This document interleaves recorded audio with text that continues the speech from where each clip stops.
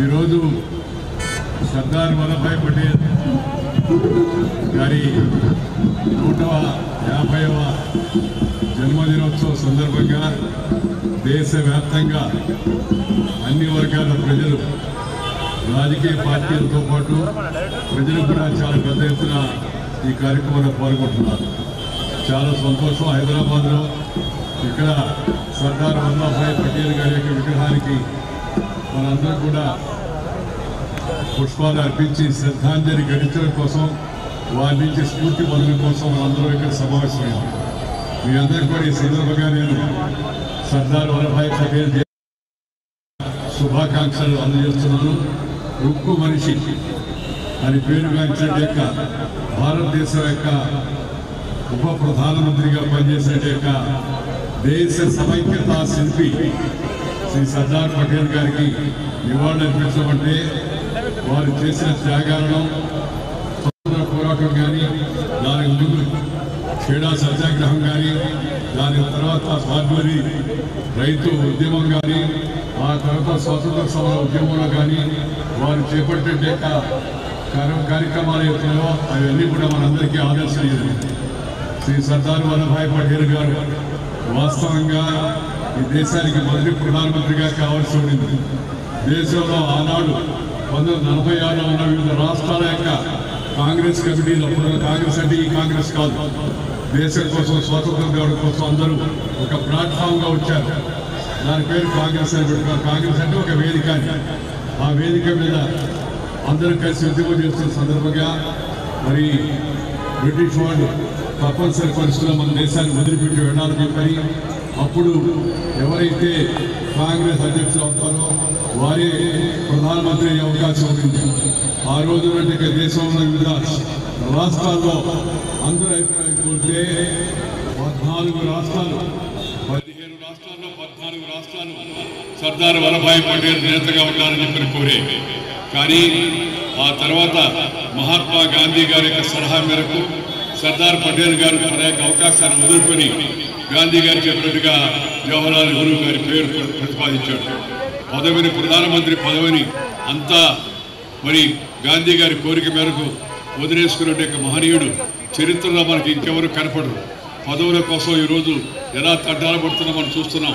అలాంటి తరుణంలో వచ్చే పదవిని కాదనుకొని దేశం కోసం త్యాగం చేసే మహనీయుడు శ్రీ సర్దార్ పటేల్ మనందరికీ జీవితంలో ఆదర్శనీయం కావాల్సిన అవసరం ఎంతో ఉంది.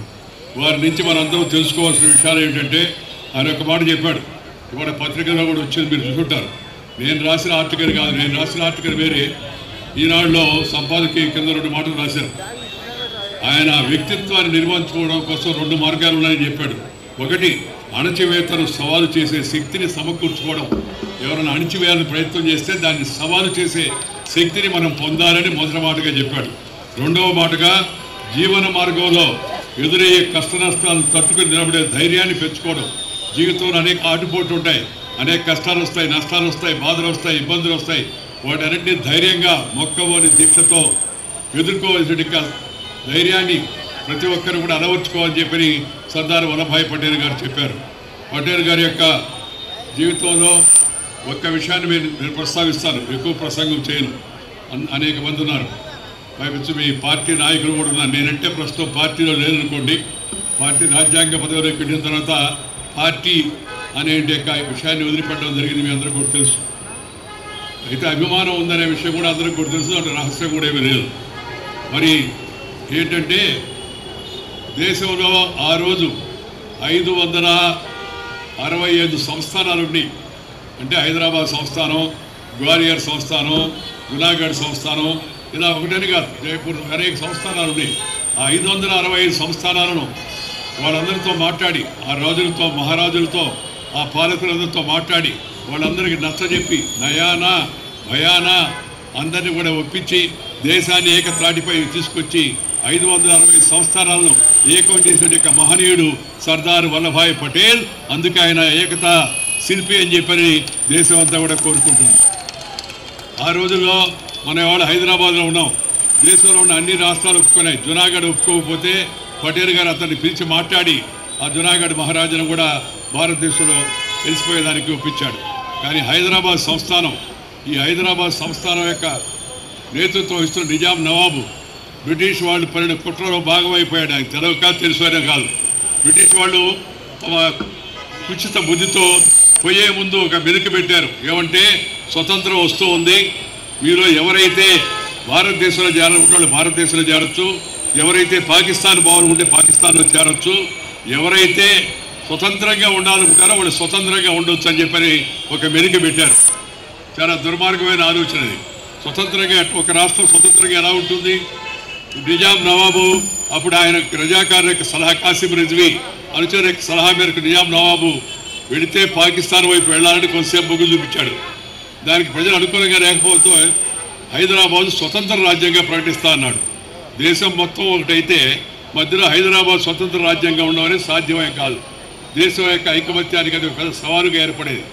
దేశ రక్షణలో కూడా చాలా పెద్ద సవాలుగా పరిణమించేది. అలాంటి సమయంలో సర్దార్ పటేల్ గారు నిజాం నవాబుకి 48 గంటలు అల్టిమేటం ఇచ్చాడు. ఈ 48 గంటల్లో మర్యాదగా లొంగిపో, ప్రజాభిప్రాయం ప్రకారం భారత్లో కలిసిపో, లేదంటే సైనిక చర్య తీసుకుంటామని ఆపరేషన్ పోలో పేరుతో ఢిల్లీ నుంచి బలగాలను విమానంలో హైదరాబాద్ దించాడు. అప్పుడు దాకా అనేక ప్రేరేపణలు పేరిన నిజాం నవాబు తోక ముడిచి సర్దార్ పటేల్ ముందు మోకరిని నేను భారత్లో అంతర్భాగంగా చేరిపోతా అని చెప్పని నిజాం నవాబ్ అరికాంటే దానికి కారణం సర్దార్ పటేల్ గారి యొక్క నేతృత్వం, కర్తృత్వం ఏదైతే ఉందో ఈ రెండు కూడా ప్రధాన కారణం అని చెప్పి సందర్భంగా నేను గుర్తు చేస్తూ ఉన్నాను. మిత్రులారా, పటేల్ గారి జీవితం నుంచి మనం తెలుసుకోవాల్సింది ఏంటంటే క్రమశిక్షణ, దేశభక్తి, జాతీయ భావం, కష్టాలైనా సరే మొక్కవని దీక్షతో వాటిని ఎదుర్కోవాలా. సమాజంలో అన్ని వర్గాల ప్రజలను కలుపుకోవాల్సిన ప్రయత్నం చేయాలి. ఇవాళ కూడా కొన్ని సమాజంలో విచ్ఛిన్నకర శక్తులు అక్కడక్కడ దేశ సమైక్యతను సవాల్ చేస్తూ ఉన్నాయి. కొన్ని శక్తులు పాకిస్తాన్కు అనుకూలంగా అప్పుడప్పుడు నినాదాలు ఇస్తూ ఉన్నాయి. మరి అలాగే పాకిస్తాన్ కూడా మన దేశం యొక్క అంతర్భాగంలో జోక్యం చేసుకొని తప్పుడు ప్రకటనలు చేస్తూ మరి పహల్గాం సందర్భంగా అమాయకుల యొక్క యాత్రికులను 26 మందిని 28 మందిని పొట్టబెట్టుకున్న యొక్క దుర్మార్గం పాకిస్తాన్ చేసింది. పాకిస్తాన్ చేసిన దుర్మార్గం అయితే ఆ దుర్మార్గాన్ని ఖండించాల్సిన భావించి అగ్రరాజ్యం అని చెప్పుకునే యొక్క పాశ్చాత్య రాజ్యం పాకిస్తాన్ వెనకేసుకొని పాకిస్తాన్ యొక్క సైనిక చీఫ్ని వైట్ హౌస్కి పిలిచి అక్కడ విందించి ఆయనకి పాకిస్తాన్ చాలా గొప్ప దేశం, భారతదేశం కూడా గొప్ప దేశం అనుకోండి అని అన్నారు. దాంతోపాటు మాట్లాడుతూ ఈ భారతదేశం ఎంత ఆర్థిక వ్యవస్థ చాలా బ్యాడ్ ఇది అని చెప్పని చెత్తగా ఉందని అన్నాడు. కానీ వాస్తవం ఏంటంటే మనందరం గర్వించదగిన విషయం, ఈరోజు భారతదేశం నిన్నగాక మొన్న ఇంటర్నేషనల్ మానిటరీ ఫండ్ అంతర్జాతీయ ద్రవ్యనిధి సంస్థ ఇచ్చిన నివేదికలు ఏం చెప్పిందంటే ప్రపంచంలో అతి వేగంగా ఆర్థికంగా అభివృద్ధి చెందుతున్న దేశం భారతదేశం అని చెప్పని ఇంటర్నేషనల్ మానిటరీ ఫండ్ చెప్పింది. అతనేదో తనకేదో నోబెల్ బహుమతి కోసం పాకిస్తాన్ తనకి సపోర్ట్ చేస్తాననే ఉద్దేశంతో అలా మాట్లాడితే ఇక్కడ ఉండే కొంతమంది నాయకులు తమ స్వార్థం కోసం ఆ పదవిని అందుకొని నిజమే ఇండియన్ ఎకానమీ వర్స్ట్ ఎకానమీ అని చెప్పి పలకడం చాలా దురదృష్టకరమైన సందర్భంగా నేను మనం చేస్తున్నాను. నేనేం కోరినదంటే అందరినీ మనందరం కలిసికట్టుగా ఉన్నాం. వివిధత మే ఏకత భారత్ కా విశేషత, అలగ్ భాష అలగ్ వేష్ ఫిర్ భీ అప్నా ఏక్ దేశ్. మనందరం కులాలు వేరైనా, మతాలు వేరైనా, వర్గాలు వేరైనా, ప్రాంతాలు వేరైనా, irrespective of cost, creed, sex, religion and region, India is one. Kashmir నుంచి కన్యాకుమారి వరకు, కన్యాకుమారి కటక్ నుంచి కటక్ వరకు ఈ దేశంలో ఉన్నట్టు మనందరం కూడా ఒకటేనే భావంతో పెరగాల. కుటుంబం కలిసి ఉండాలా, గ్రామం కలిసి ఉండాలా, జిల్లా కలిసి ఉండాలా, రాష్ట్రం కలిసి ఉండాలా, దేశం అన్ని రాష్ట్రాలు కూడా కలిసి ఉండి మనందరం భారతీయులం అనే విషయాన్ని గుర్తుపెట్టుకొని తద్వారా ఐకమత్యంగా నడిస్తే సర్దార్ పటేల్ గారికి మనం అర్పించే నిజమైన నివాళి అవుతుందని చెప్పని ఈ సందర్భంగా మీ అందరికీ మనం చేస్తున్నాను.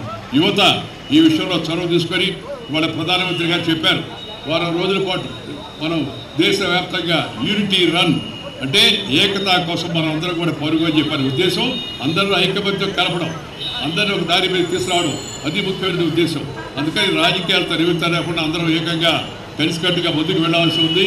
నరేంద్ర మోడీ గారు ప్రధానమంత్రి అయిన తర్వాత సర్దార్ పటేల్ గారు చూపించినట్టు మార్గంలో పయనిస్తూ గుజరాత్లో ఆయన 186 అడుగుల యొక్క భారీ విగ్రహాన్ని నెలకొల్పి ప్రపంచంలో మరొక అమెరికాలో ఉన్నట్టు స్టాచ్యూ ఆఫ్ లిబర్టీకి మించి ఇంకా ఎత్తులో ఒక విగ్రహాన్ని ఏర్పాటు చేశాడు. మనందరి జీవితంలో కూడా ఏదో ఒకసారి మనం కూడా గుజరాత్కి వెళ్ళి ఆ ఐక్యతామూర్తి యొక్క విగ్రహాన్ని సందర్శించవలసిందిగా ముఖ్యంగా యువతకంతా ఉండి వినిపిస్తూ ఉన్నాను. వారి జీవితాన్ని చదవండి. వారి జీవితాన్ని మన పాఠ్య పుస్తకాల్లో ఒక ప్రధాన అంశంగా చేయాల్సిన అవసరం ఎంతో ఉంది. ఎందుకంటే దాన్ని యువత, మన దేశం యొక్క యువత దాన్ని తీసుకొని స్ఫూర్తి పొందేందుకు అవకాశం ఉంది. కాబట్టి ఆ పని యువత అంతా కూడా చేయాలని కోరుతూ ఈరోజు మిమ్మల్ని అందరూ కలిసిన సందర్భంగా ఇటీవల ఈ మొంతా తుఫాను కారణంగా మరణించిన ఉభయ తెలుగు రాష్ట్రాల యొక్క ప్రజలు ఎవరైతే మరణించారో వాళ్ళందరికీ కుటుంబాలకు నేను అంజలి ఘటిస్తున్నాను. రెండవది, వారి కుటుంబాలకు ప్రగాఢ సానుభూతిని తెలియజేస్తాను మనందరి తరఫున. తుఫాను సహాయక చర్యలో భాగంగా అధికారులు, స్వచ్ఛంద సేవా సంస్థ స్పందించిన తీరును మనసారా అభినందిస్తున్నాను. తుఫాను దాటికి నష్టపోయిన రైతాంగం యొక్క బాగా రైతులు, చేతివృత్తుల వాళ్ళు బాగా నష్టపోయారు. అటు ఆంధ్రప్రదేశ్లో, ఇటు తెలంగాణలో కూడా ఈ విషయాన్ని దృష్టిలో పెట్టుకొని రాష్ట్ర ప్రభుత్వాలు 2 అలాగే కేంద్ర ప్రభుత్వం 3 కూడా సమన్వయం చేసుకుంటూ ఈ నష్టపోయినట్టు రైతులు, చేతివృత్తి వాళ్ళందరినీ అందుకోవాల్సిందిగా కోరుతూ, ఎవరైతే ప్రాణాలు కోల్పోయారో కుటుంబాలు తెలంగాణలో ముఖ్యంగా వాళ్ళందరి కుటుంబాలకు కూడా ప్రభుత్వాలు సహాయం అందిస్తాయని చెప్పి ఆశిస్తూ ఈరోజు ఈ సర్దార్ పటేల్ గారి యొక్క 150వ జయంతి సందర్భంగా ఈ యొక్క సమావేశంలో పాల్గొనే అవకాశం, వారికి ఇక్కడ మీ అందరితో కలిసి శ్రద్ధాంజలి ఘటించడానికి అవకాశం లభించినందుకు మీ అందరికీ ధన్యవాదాలు తెలుపుతూ మీ దగ్గర సెలవు తీసుకుంటాను. భారత్ మాతాకి, భారత్ మాతాకి, భారత్ మాతాకి. సర్దార్ వల్లభాయ్ పటేల్ నాయకత్వం, సర్దార్ వల్లభాయ్ పటేల్ నాయకత్వం, సర్దార్ వల్లభాయ్ పటేల్ నాయకత్వం.